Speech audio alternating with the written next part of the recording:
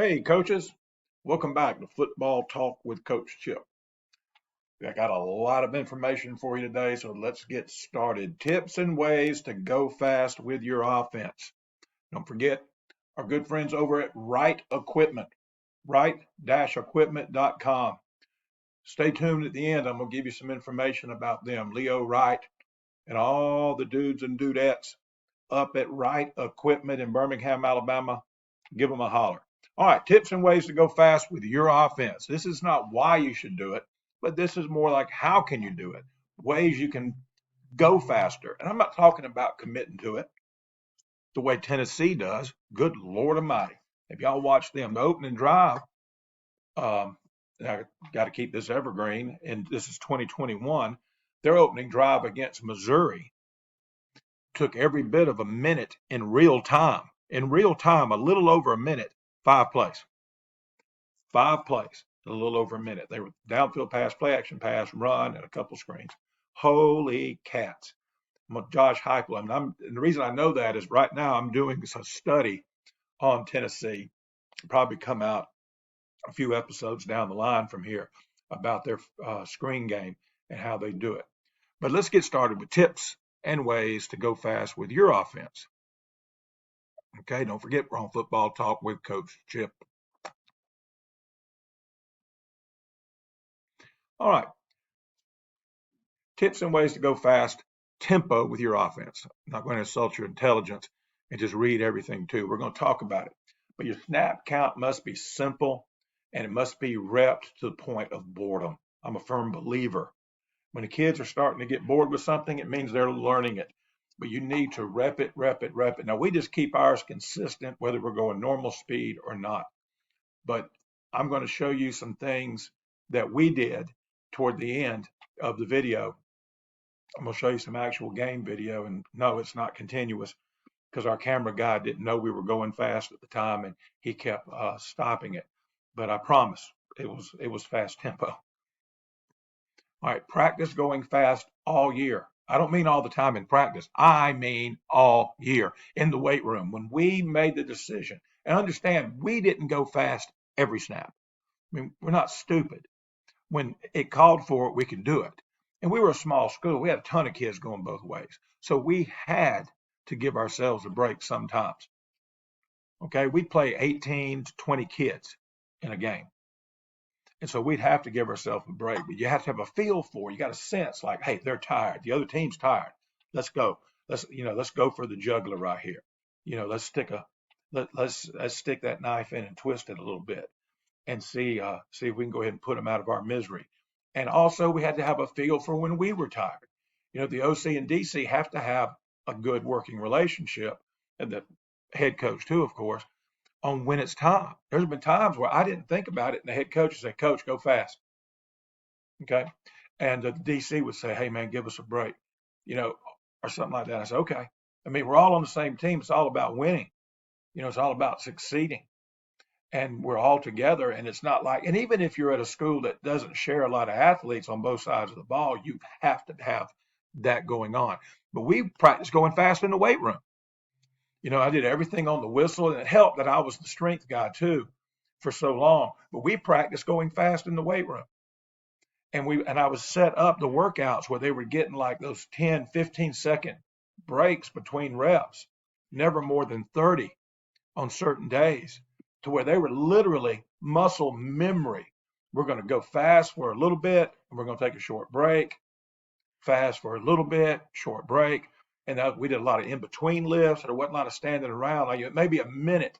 Like if we're doing power clean, you got 3 guys, working a station, and they're sharing power clean. Well, it's going to be more than a few seconds break if he just waits for his turn to come back around because he's going every third set.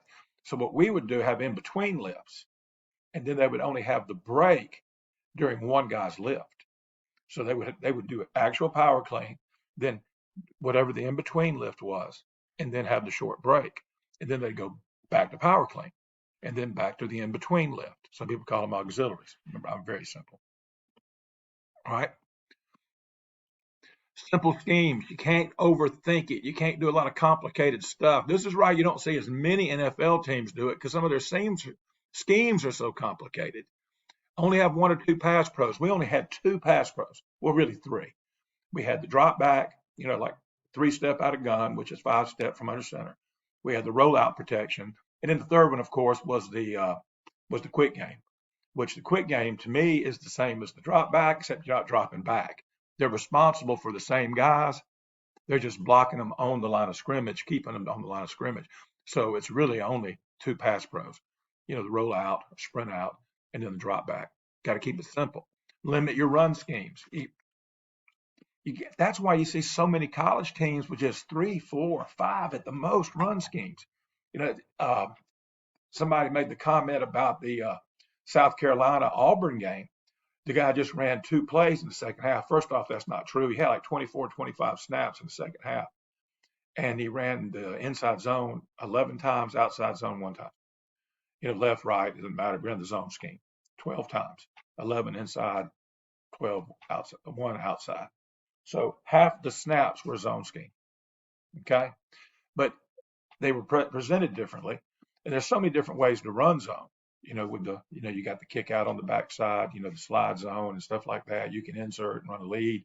It's all kind of things you can do. But you got to limit your run schemes. But the reason so many college teams that like to go fast have very limited run schemes. Like they have their gap scheme, which to me, power and counter is the same thing. We know about that. I've told you that before. Power and counter is the same play. Only people got another difference is your wrapper and your kicker. Everybody else is blocking the same. And 60% of the line's doing the same thing. If you have a tight end, 70%. Excuse me, over 70%. So what you got to understand is you got to keep it simple and limit your run schemes. So you got your zone scheme, your gap scheme, and maybe some kind of wide scheme, like an outside zone or whatever. And basically that's it. Some guys, on their wide scheme, they run the buck, the pin and pull or whatever. Keep it simple for your linemen. Also, you get more reps in practice when you do it that way. But if you're going to go fast tempo, you can't have like 6, 7, 8 different run schemes that are just totally different from each other. Okay, you can't do it. And I don't like doing it even if we're not going to go fast. And by the way, even on a team that we don't go fast in games, we go fast in practice. You get more reps, okay, get more kids involved, get more work, and you get in shape. All right, calling plays when you want to go fast. It has to be an efficient and simple system. Okay. Quarterback should know what the OC knows. Okay. They should be attached at the hip during the week. This should happen anytime, but especially if you're a team that wants to go tempo. They got to do a lot of talking and a lot of meeting outside of practice, pre-practice, post-practice. Call them at night. Get on the huddle. Watch video together. You don't have to be together to watch video together nowadays. Okay, 1-word calls are really good. They're really the best. You can have whatever it is you do. You can wristband it, whatever. We love wristbanding it. But you got to have, but when you want to go fast, you can just have these basic things. Like in practice, you just say like, Cleveland, Cleveland. Everybody knows what you're doing. It's counter. Okay. And you only run counter left when you're going fast. You only run power right when you're going fast. You only run zone one way when you're going fast. I'm not saying that's the way to do it. I'm saying these are ways to do it. So you got these words like zebra is zone. Okay. Power, Pittsburgh, Pittsburgh, Pittsburgh. Counter, Cleveland, Cleveland, Cleveland, whatever it is. And the kids know when they hear it. You say, well, what about the defense? Well, you're going so fast it doesn't matter. And remember, I don't go fast 100% of the time like some people do. So it's not that big a deal. Scripted. Script your plays. And that's what we used to start games. We'd have anywhere from 5 to 10 plays scripted. And I would tell the quarterback, you call it. And what we did was we had a separate wristband for him besides the regular wristband. And we'd have, let's say, 10 plays on it. 10 when the ones on the left side of the wristband for when the ball was on the left hash, and the ones on the right side of the wristband when the ball was on the right hash. And there were 1, 2, 3, 4, 5, 6, 7, 8, 9, 10. And he would just look at it, and I would tell him if it's in the middle of the field, use your discretion. Like if it's really close to the left hash, use the left place. If it's really to the right, use the right place, and just stay in order. All you have to do is look at the sideline, and the coach over there just saying, keep going. And what would happen, we'd give this signal where we're doing our hand, like do it again, do it again, do it again, or keep going, keep going, keep going. And a lot of teams thought we were running it again because it looked like he said, hey, do it again. That just meant stay on the script and keep going fast. And so he would just make one word calls. Now, we didn't do this for the entire team because they would get confused about which wristband, the linemen getting tired. Another thing, to have a call to repeat plays, Xerox, Xerox, or whatever it is, means repeat that play. Or have a call where you just flip the play, like if you just ran jet right from the left hash and it was good to you. Make your repeat flip call. Now run jet left. Okay? And those are ways to go fast. Know what you're going to do beforehand. What I mean beforehand, I don't just mean before the game, but definitely before the game. Call the game on Sunday at the meeting. You say, well, how do you do that? You don't know. Well, you got an idea. You got certain scenarios, have automatics that okay, when it's third and short, we're running power right. That's an automatic. We used to do this back in the late 80s and all through the 90s. Back when I was a triple option guy and all this, we had a certain call. If it was third and short, we'd make that call. Everybody'd line up, and we'd do it all the time through practice. All the time through practice during the week and during the summer and during the spring. We would just yell whatever that yell was, whatever that call was, and then you line up, run that play. Line up right now and run that play just as fast as the referee can get it marked. And guys, we got a lot of cheap first downs and easy first downs because the defense was over there. We just gashed them for 7 yards, and now it's 3rd and 1 or even 2nd and 1, and we make that call. And we just line up and run it. Those are what I mean by automatics. Going back to the bullet before, know what you're going to do beforehand. Know what you're going to do beforehand. Know before you go in the game. When it's this, it's kind of like the analytics things. When it's this situation, the percentages say do this. So you already know that. It's the same thing. Do your own little analytics and say, okay, against this team, when it's 2nd and whatever, we need to run this. If it's because they're going to do this. Again, go back to film study. You got to know what they're going to do so you'll know what you're going to do. And you never know what you're going to do in a certain situation until you find yourself in it. So what do? Put yourself in that situation on Sunday, then put the kids in that situation on Monday, Tuesday, Wednesday. So now they know this is what we're going to do in that situation, and you can go as fast as you want to. All right, formations. Keep it simple. Again, use the same formation or make subtle changes. The video I'm going to show you, just moving the H from a wing to a sniffer or moving the H from wing right to wing left. To me, that's subtle. Moving the running back from sidecar left to pistol or sidecar right to sidecar left, or what some folks call stack. That's subtle. Now, the big change is when you got a tight end and you're flexing him out.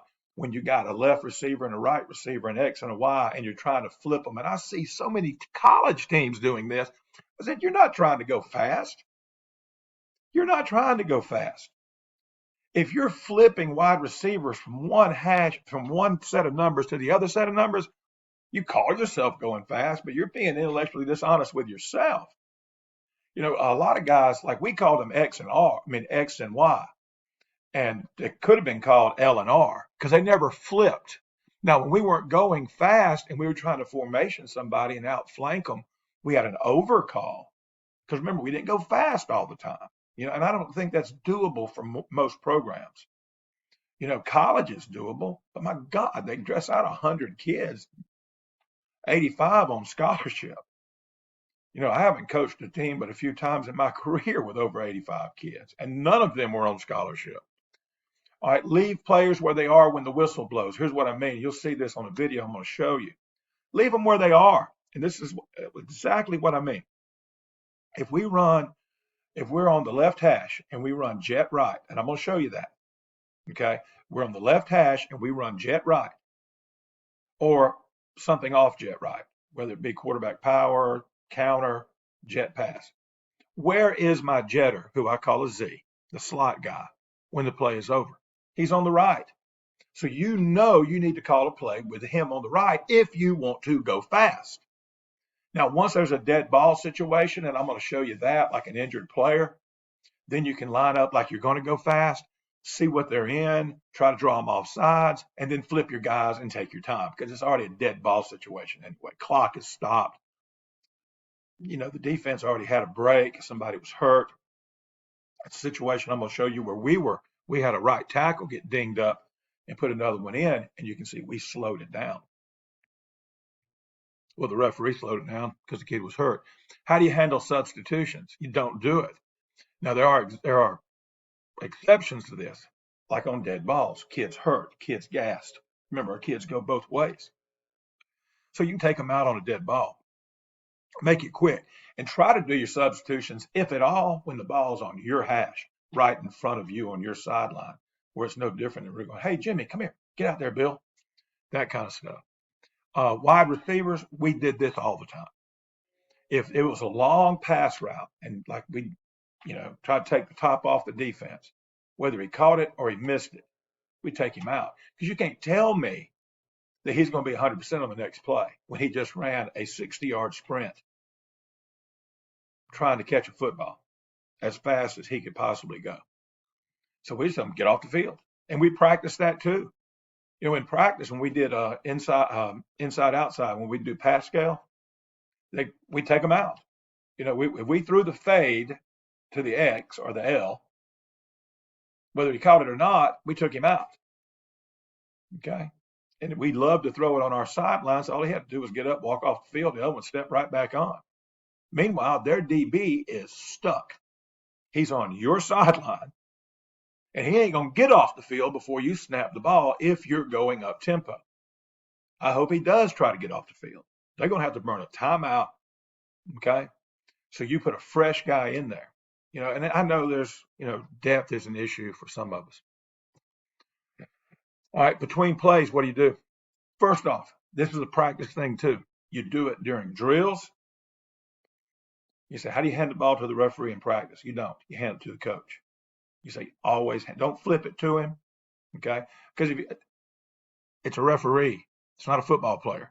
Now, he may used to be a football player, but even football players will drop a ball. Hand it to him. Jump up, run to him, okay? Hand the ball to the referee. I used to say always hand it to the umpire, but I know the guys on the sideline, they get kind of ticked when the kid runs away from them when they got their hands out. Better just hand it to him. And usually you're going to get a change of ball anyway sometimes, and they're going to take it and give it to the umpire. So hand it to the nearest official. And in practice, we tell our coaches, even though you're not involved in it, let's say it's an offensive 11 on 11. Defensive guys need to be over there coaching the scout defense. All right, and they're the referee. Hand the ball to the nearest coach. Okay, it's real easy. And you tell the kids on Friday nights, hand the ball to the nearest adult. Okay, because the only adults on the field in practice are coaches. The only adults on the field in a game are the referees. Hand the ball to the referee, and if they don't, you belly flop their young tender. Okay, or whatever it is you're going to do. So you got to hand it to them. I'm going to tell you something else. This is do coaches. There's a little secret here for you. Listen to this. It helps with ball security. No more of that mess in practice where the kid says, I was down, I heard the whistle. No. If you don't hand it to the nearest coach in practice, that counts as a fumble, and you've got fumble opportunity to get better after practice. Our running back guy, our coach, gets after their butts after practice. They do some different things. I call it an opportunity to get better. Okay? So if they don't do it in practice, you get them. And tell them, hey, if they leave the ball laying on the ground or flip it to another player, that counts as a fumble in practice. And it's going to help with your ball security. No more of this mess where they say, well, I was down, I just let go of the ball. But you're going to see your ball security gets better when you start doing that. Do not celebrate first downs or great plays. Get your happy butt up, hand the ball to the nearest official, and look at the sideline and see what you're doing next, as if you're going fast. And so we practice this going fast. We don't do it. This year we went fast just a little bit. It just wasn't our personality, but we practiced it. He said, well, how do you practice it? Then don't do it. It's easy. You're the one calling the plays. You determine the tempo, coach. If the kids jump up because they've been practicing doing it and run and get on the ball, Good. They're stressing the defense, and you're not even going fast. Now the defense has to get lined up. I'd love to see my lineman standing there waiting for the official to mark the ball.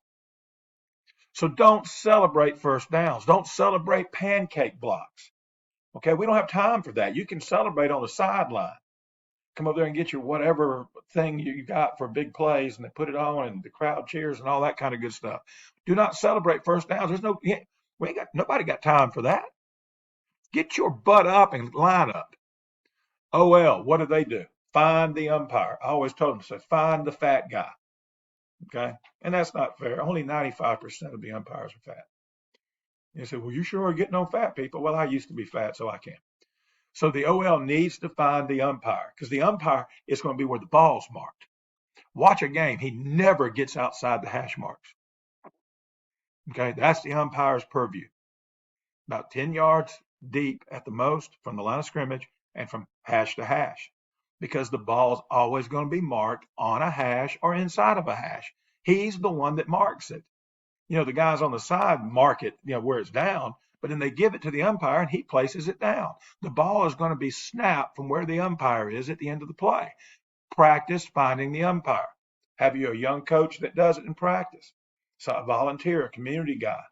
If you have those injured kids, that can move but they can't play, or a kid that just graduated, or a kid that's not eligible because he's too old and he wants to still be around the program. Your manager. Say, hey, that's the umpire. Go find him.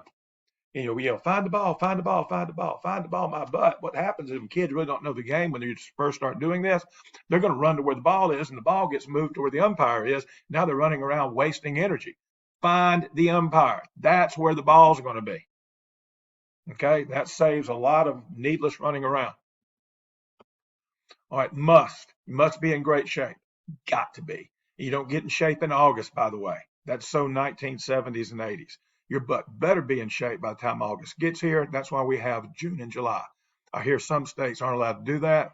Something's wrong with those people who are in charge of the high school ball in those states. They're not committed to it. Okay, coaches that are in states like that. I talked to a guy in Massachusetts a few years ago. They can't even get a football out. And outside the weight room, they can't even be around the mud. What a horrible thing that is. What are they, freaking communists? But you got to be in great shape. Defensive coordinator must be on board and bought in. If he's not, you're going to have issues. Okay? If it's a great D coordinator and you're willing to put up with his complaining about it, you may want to change from your offense. Okay? Because you want to keep the coordinator more than you want to go fast. But the coordinator's got to be on board. We had a great one over at Lynette when we were running fast tempo and winning all those games and championships over there. Charlie Williams did a great job. He understood what the deal was, and he knew sometimes we were going to put his butt in a bind. And he knew it. He didn't necessarily like it, but he knew it and he dealt with it. And then last couple of years, I've had real good DC, one of my lifelong friends in coaching, and he don't like it at all. But because it's me, he put up with it. Because like I said, we're pretty tight. But you got to be on board, and they got to be bought in. And you and the players got to have a goldfish mentality. Ted Lasso, shout out. All right. Goldfish have really short memories. That's what mentality you got to have. The kids and you. You can't go like, oh, man, we just had a bad play. What are we going to do? Now it's 2nd and 8. No, you got to go. And a lot of, Malzahn in his book talked about when you get behind the sticks or when you have a long yardage is when you slow it down and you call the best play. But I've noticed coaches now, they've got a plan. They've got, okay, we're going to keep going fast real quick. There it is on the call sheet. Well, and call it. Takes every bit of 3 seconds. Okay. All right, let's look at some video.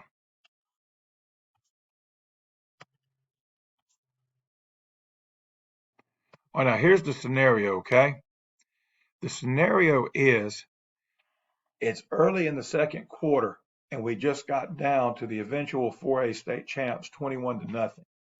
Now, we went on to get beat in the semifinals that year of 2A by the eventual state champion, one not called roughing the punter away from going to the state championship and potentially winning 3 or 4 in a row. But this is the scenario. We're down 21-0 early in the 2nd quarter. It's a good football team, like I said, 4A state champs in Alabama back in 16. So we're down. Head coach, I'm up in the box. Head coach clicks on my side of the headset. He usually stayed on the defensive side. That's his. He was a great DC at one time. And he says, Coach, whatever you got to do. I said, whatever. He said, whatever. Well, we've been practicing fast on offense for a year and a half and really hadn't done it. And the quarterback, who by the way is his oldest son, right here, and we had practiced it. We had a lot of one-word calls. We stayed in the same formation, and you're going to see sometimes we're getting trips right here, but that would be like, dead ball, or referee, the ball got thrown out of bounds, or trying to get the ball in, somebody got hurt, whatever. But you're going to see something right here. 3 consecutive defensive pass interferences because they were gassed. They were a big 4A. They had 80-something kids on the field. They didn't play with 18 kids. Their quarterback did not go both ways, and their stud running back did not go both ways. And so that leaves 2 more. I think a couple of linemen rotate. I don't know. But that we count, I still remember they played 18 kids. Okay? And I know for a fact 16 of them played both ways a lot. And so we figured we can get them. And so that's what we did.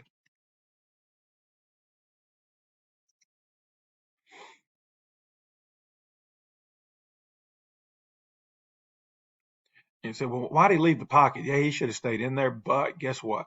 He made him chase him. Okay. Now, incomplete. Now it's 3rd and long. Okay. We're still going fast because it was a dead ball, incomplete. We went to trips to the field.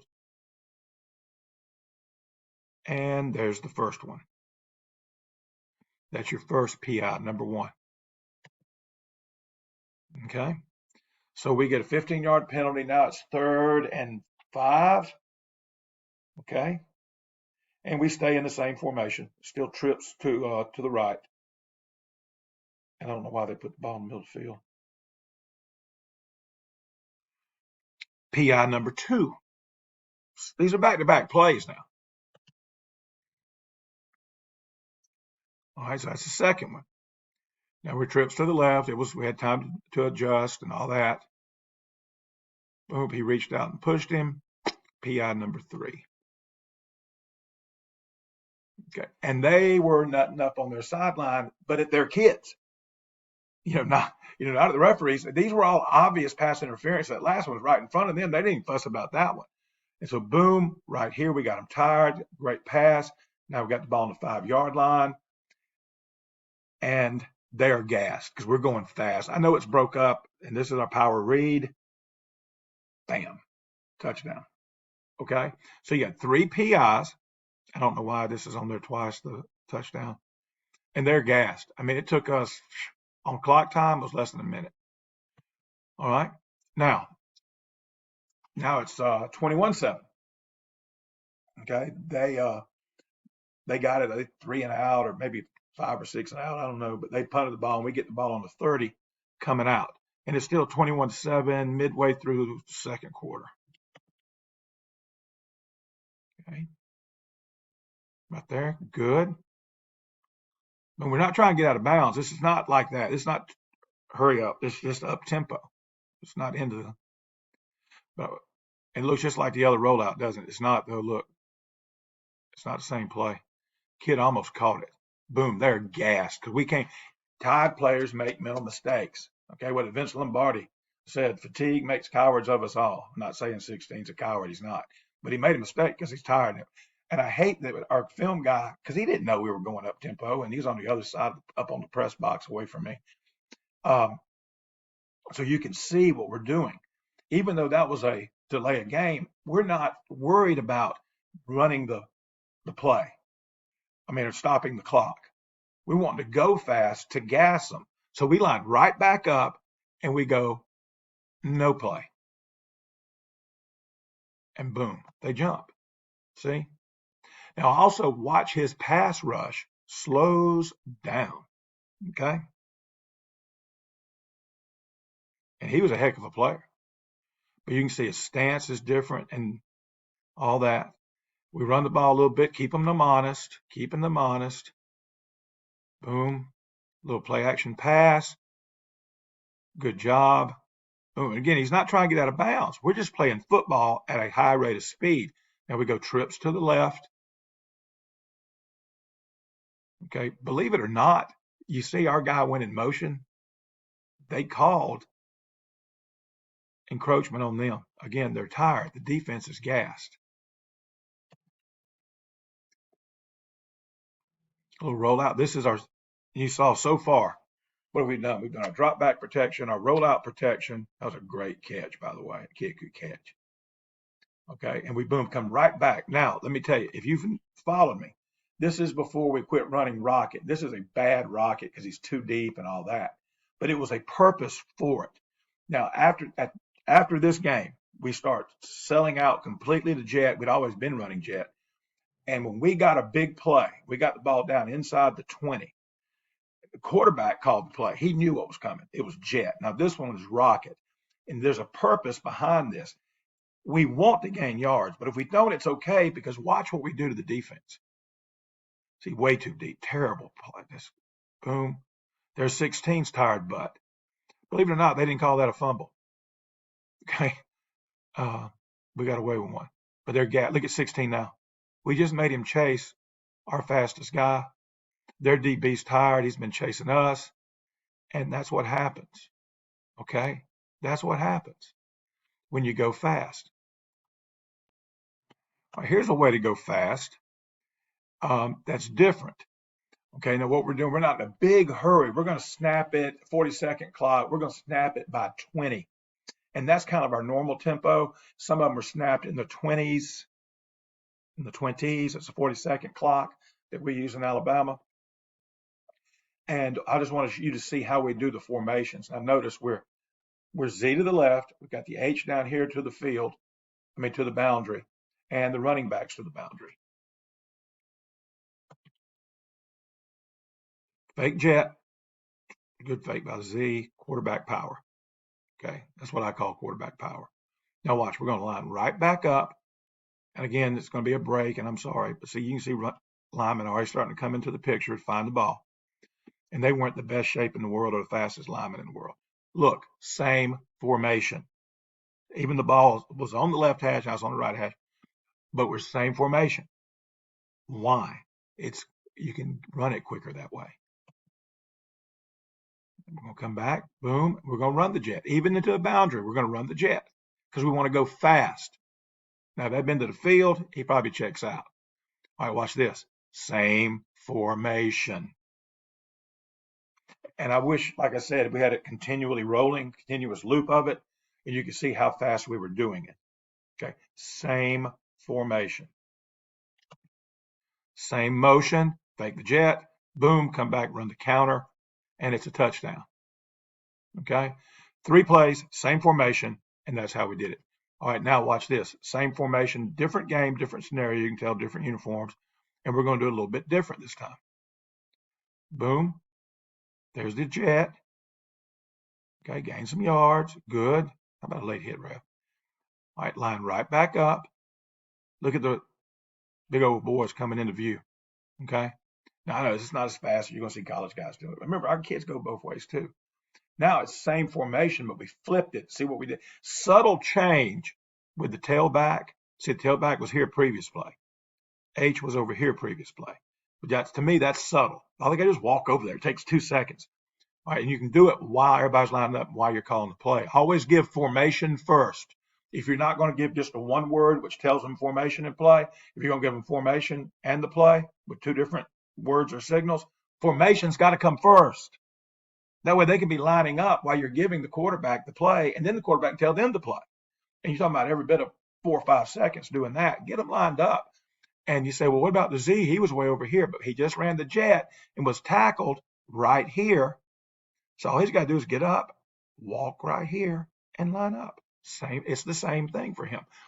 Let them stay where they are when the play ends, the previous play ends. Boom, faking the jet. Boom, quarterback power. He bends it back there. Don't gain a lot. Boom, kid's hurt right now. This kid right here rolled his ankle. Not too bad. He came back in later. Got to put a sub in, big old 9th grader. Okay? So now watch what we do. We're going to scan them. Some folks call it scanning them. See? Hike. He looks over the sideline. I'm up in the box calling the play. Coach on the sidelines giving them a signal. Boom, we change. He said, well, Coach, that's not going fast. Well, we had a dead ball anyway. Okay. Boom.